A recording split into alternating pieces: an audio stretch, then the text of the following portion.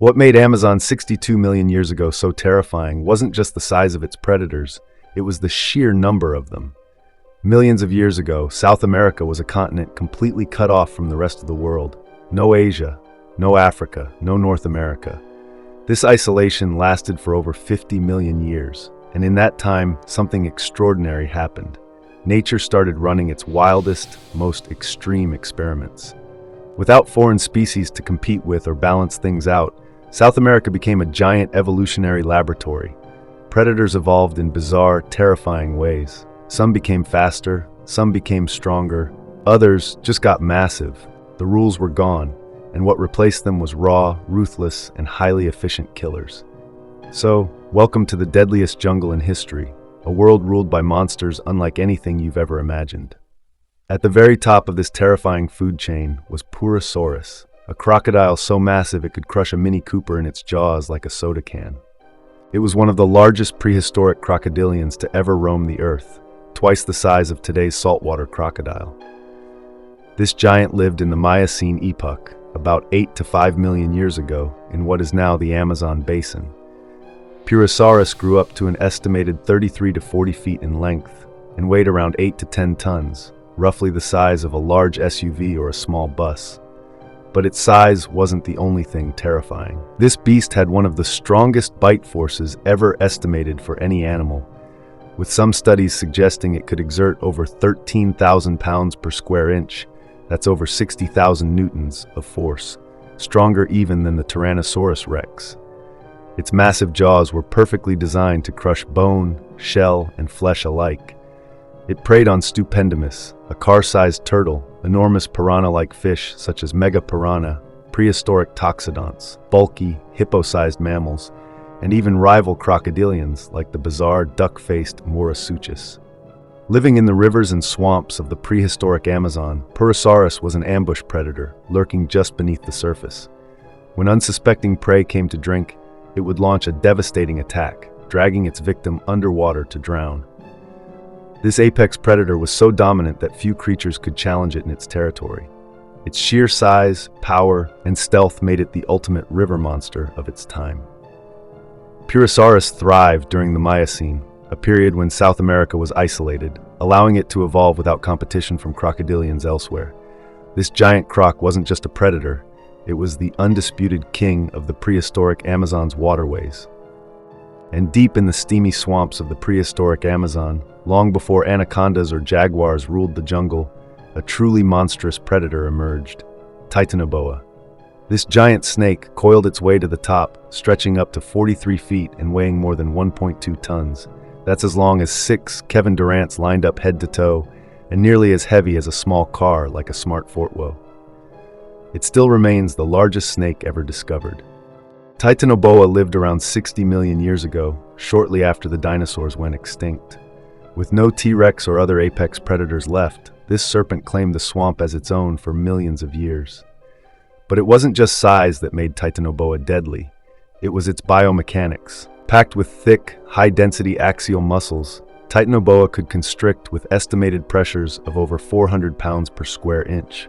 That's enough to stop a crocodile's heart in seconds. Unlike today's snakes, Titanoboa likely relied less on agility and more on brute force, using slow, stealthy movements to ambush prey. In the dense, low-visibility swamps of the prehistoric Amazon, this made it an unstoppable killer.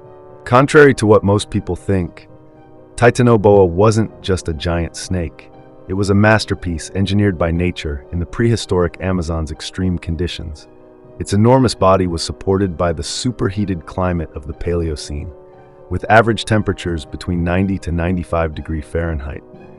Being cold-blooded, Titanoboa could only grow this massive in a climate that allowed its metabolism to run efficiently year-round. Combine that with an ecosystem rich in giant fish, crocodilians, and turtles, and you had a perfect evolutionary formula for a snake of this size to emerge. But Titanoboa's massive size wasn't random. It was the result of millions of years of evolution, perfectly tuned to the prehistoric Amazon's hot, swampy environment.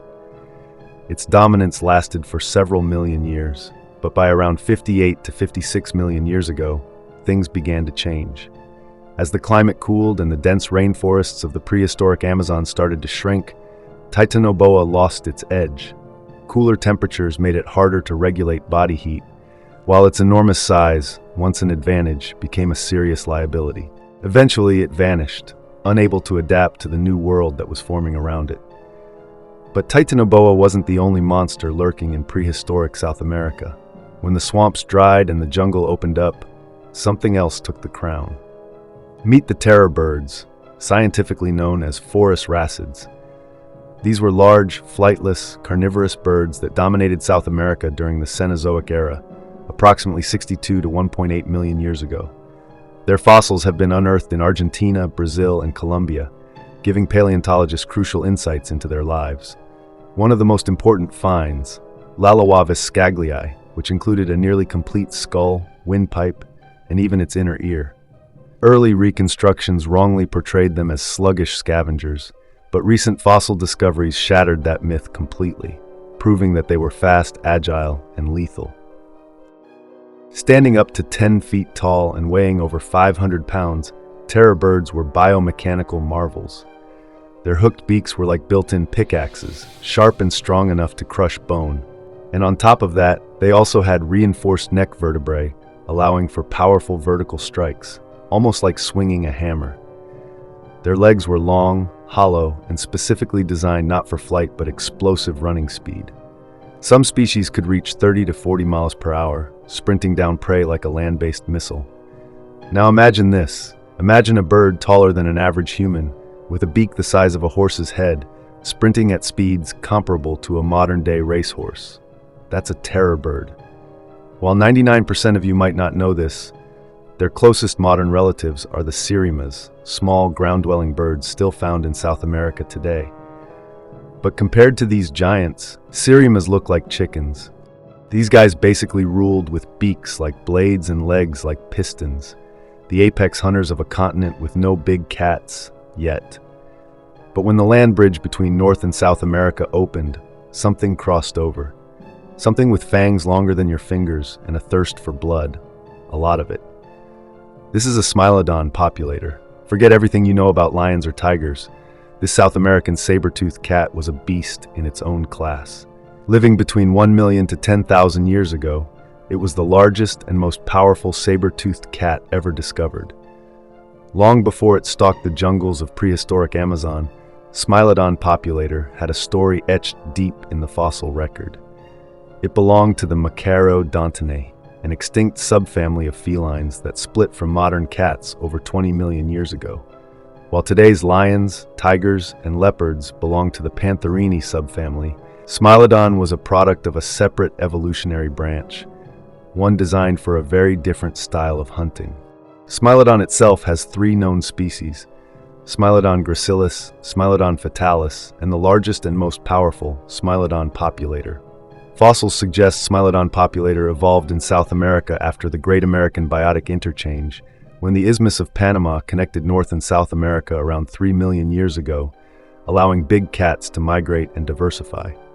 Paleontologists have traced Smilodon's origins using skeletal remains, especially jaw and limb bones. Their distinct saber teeth and robust builds help place them clearly within the saber-toothed lineage. Fossils of Smilodon populator, particularly in Argentina and Brazil, show massive size increases compared to their northern cousins, likely an adaptation to hunting larger prey in dense prehistoric Amazon environments. Surprisingly, the Smilodon populator has no close relatives, but the cloud forest-dwelling margay and ocelot, although distant cousins, offer glimpses into the stealth and agility of Smilodon's lineage, minus the monstrous fangs, of course. Kindly like the video and subscribe if you enjoyed it. And as always, I'm DM. See you in the next one.